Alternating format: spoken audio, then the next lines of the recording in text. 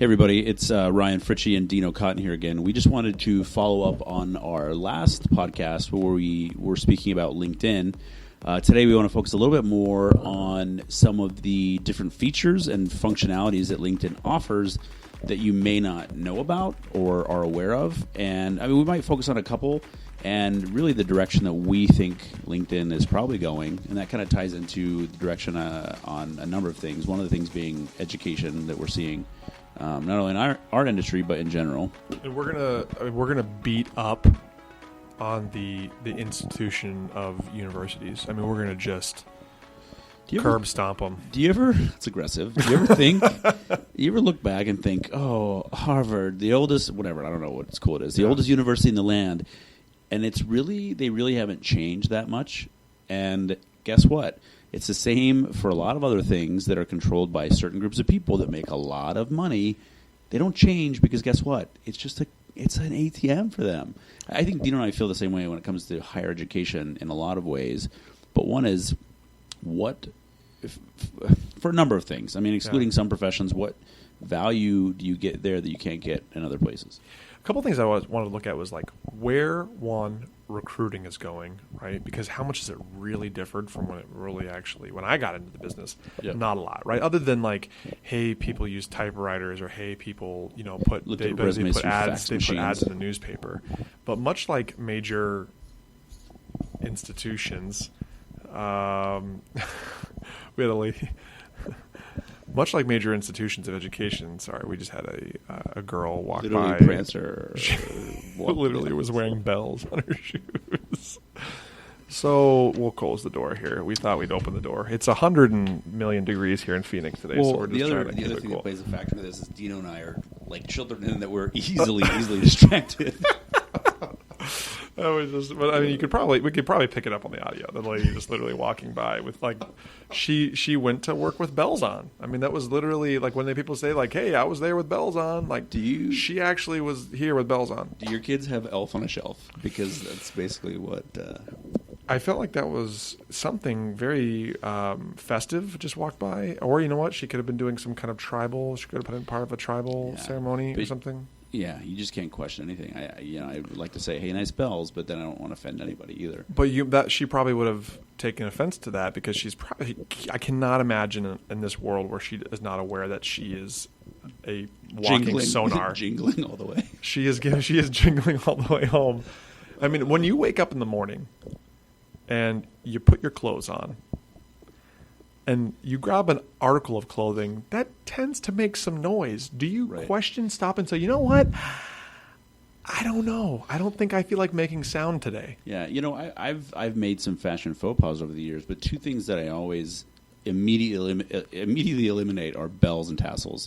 They just never work. Right. Tassels, bells, you're just not going to. I generally don't wear tassels to work every day. I don't. I do have a pair. I'll tell you, I have a pair of nice Italian leather shoes that I got a long time ago, and I actually spent a lot of money on my clothing for professional attire, which is no longer anymore. I don't really care. I don't actually wear suits and stuff anymore. But I had these really nice Cole Haan Italian leather shoes with like a buckle and all this kind of stuff. Well, what ended up happening is when I ditched these things, is it started making kind of like an air puffing noise. Like when I walked, it was like a. I literally have two pairs of Cole Haans, and they both do that. I think Mr. Cole played a joke on all of us. I think we need to talk to Mr. Cole and Mr. Haan. A lot of money, and they make the wispy, airy noise that just embarrasses me every time I walk. It's crazy. Anyway, so getting back to the actual topic of this podcast here, we wanted to talk about just higher education, talk about where LinkedIn's going with education, because there's a lot of content. There's a lot of really valuable information on LinkedIn, and people who are giving that information are probably more qualified to give tangible educational information there than, say, an instructor who's a faculty member at a major university. Right, because, you go to, let's say, a big lecture class at a university, 400 or 500 people in the class, maybe more, and they're speaking about X, microeconomics. Let's just take that. It's broad. How does that, well, first of all, you can take principles and elements of that and relate it to your job search or life or your finances, absolutely you can do that. But what LinkedIn is doing is they're really honing in and saying, okay, this person is a project manager. They've worked big projects with big budgets. How can you learn from them for specific things, which I think is helpful. I think you have an expert in that field who's done it, not just someone who's talked about it their whole career, and you can learn from them. And I think that's a valuable resource. And I think that's better than me going and sitting in a lecture hall with 500 other people learning about, this story about this guy who did this project in a textbook. People ask me all the time. I mean, professors, I go to ASU, I've gone to Embry-Riddle, I've gone to Phoenix College. I've never gone to a community college other than Phoenix College, but I guess I don't know if you consider Phoenix College a community college, or Maricopa County Community College. But I give presentations a lot on entrepreneurship, on career services, on resume building, things like that, and career progression. But they reach out to me because guess what? I know what I'm talking about, right? Like I went to ASU a couple of years ago, did a presentation on basically entrepreneurship, starting a software company, because that's what I had done. I mean, am I Mark Zuckerberg? No, but there is a lot of use out of a professor bringing in people who are professionals, right? So what would you rather learn? Would you rather learn about project management from a faculty member at a college who does project management, or would you like a person who's built out a PMO?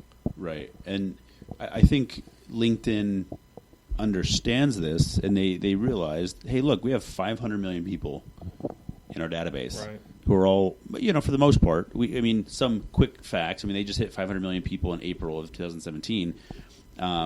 But in 2016, they said they had 471 million or something, and like 106 or 103 million were active. Okay, let's take the 103 million active members that were actively involved with LinkedIn, that were professionals in some sense, that they could pull information from, or pull their resources to help their community of people. And I agree with that. I think it's a good route to take, and it leads us into what they launched. Dino's a little bit more familiar. I've messed around with it a little bit, but it's called lynda.com, lynda.com. But it's essentially that. It's taking users from the LinkedIn network and having them teach through video in any number of areas. Yeah. You know what I'm really big on right now? I'm really big on explainer videos. Like, I love going online, and if I could do it all over again, I would be a history major. Because I just think there's so much misinformation today about just common stuff that people don't know, right? Like our country. I was talking about this today with a coworker about, it was the 4th of July yesterday. We were feeling patriotic, and I watched this piece on Francis Scott Key and the Star Spangled Banner, touching, moving piece, whatever. But we were talking. I had a previous boss who was from Canada, green card holder, finally got his citizenship. But we were joking as he was studying for the test, and I'm a history buff, a nerd too. I read encyclopedias, Wikipedia now, but how many of the people in this country would fail the entrance exam into the U.S., and it's all based on just simple U.S. history? It's kind of sad. It is. Sorry. It's side note. It's kind of crazy, but I love a lot of these explainer videos because it gives you an idea. So recently I won an election for my town, kind of like a city council, right? And one of the 7 board members that we make decisions for our town in Anthem, Arizona. And one of the things that I feel is a really huge topic is the spread of misinformation, right? People say, "Oh, did you hear what Bobby Sue did? Oh, blah, blah, blah, blah." It's like the Music Man, like pick a little, talk a little, pick a little, talk a little, cheap, cheap, cheap. And if you don't, it's a telephone game. It is in the adult world. If you don't course correct that information, what happens is it starts to become hysterical, right? A hysteria begins to blend off of those types of things, and it becomes a little crazy. So I love explainer videos. I love where LinkedIn is going with creating this kind of stuff, and maybe that's where they're going to make a lot more money in the future, is kind of creating this college thing. Now what I wrote down here, Ryan, is think about all of these major institutions, okay? Think about universities. Think about cable television, mainstream cable news, the newspapers, college. Those things are all kind of old institutions that are being eliminated. Like things that are more innovative are taking their place. Right. I agree. But, and it was funny because I was talking about this with a client today at lunch. They're still in the majority. This client's not from this country originally, and he was saying, we were talking about the news specifically, and he was saying how the American news does its citizens a disservice because it doesn't focus on anything else around the world, unless they're big things, right? That's a good point. Brexit or huge things, but even still it's very limited. And even though there are a lot of innovative things coming out, the majority of people are still subscribing to the old, tired, whether it's universities, colleges, cable, news or cable subscriptions. Like the majority of the people are still, there's outliers who are going around that. Yeah. But I think we're all still kind of in that mode of just doing what's normal. Yeah. So last year I canceled my cable. And I did 2 years ago. Yeah, we kept our high-speed internet because you have to have that, right? But I canceled my cable, and what we had, we had 2 smart TVs in our house, and then we have Netflix, we have Amazon Prime, right? And we have a buddy who's got a friend who has a Plex server that he's got all these movies on it. So if we want to watch anything, I mean, if you want, so now you don't even have to have Cox anymore. Like, say for example, all I really want is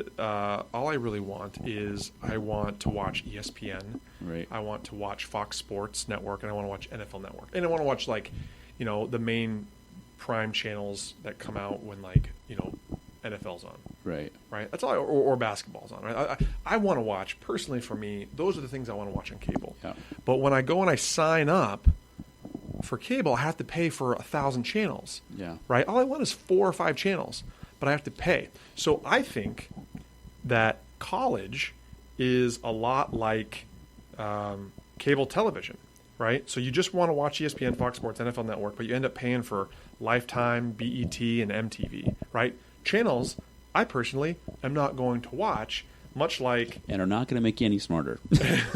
In fact, probably, quite the opposite. They've been proven not to. But that's kind of where it's going, right? Well, the a la carte menu. I mean, I jumped on the Sling TV, not to plug them, but it was $20 a month, and I got most of the channels that I wanted to watch. I saved a lot of money. I get to pick, to a certain degree, what I want to watch and what I don't want to watch. Now I think cable companies are jumping onto that. They're still charging more, but you can pick, let's say 10 channels you watch. But it's becoming more of the a la carte. What do I want? I want this, this, and this. I got to pay for it separately, which I'm fine to do. But yeah, you get a lot of the riffraff that you don't want out of that, which is good. Yeah, you still have a long way to go. Well, then again, going back to college, I like I said, I like to take courses from time to time at community colleges. I took a combustion engine theory course at Glendale Community College. I just surveyed the class at ASU. I signed up for a bunch of project management and product design courses.